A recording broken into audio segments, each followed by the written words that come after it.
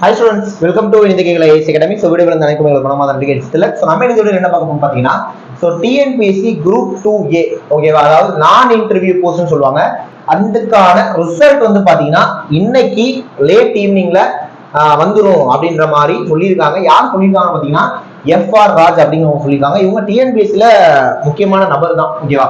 எப்பவுமே இவர் அப்டேட் கொடுத்தாருன்னா அது நடந்துடும். இது வந்து இப்போ ரீசெண்டா காலகாலமா நடந்துட்டு இருக்க விஷயம் தான்.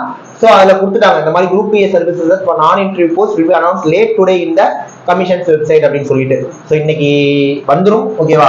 டேட்டுமே கூட பாருங்க April 8 இன்னைக்கு சொன்னது தான். ஸோ 6:24 ஈவினிங் 6:30 சொல்லியிருக்காரு. ஸோ இன்னைக்கு வந்துடும். அதே தெளிவாக சொல்லிட்டாங்க. மொத்தமாக வேகன்சி 5990 1:2.5 அப்படின்னு சொல்லிட்டு எடுக்கிறதா சொல்லியிருக்காங்க ஓகேவா.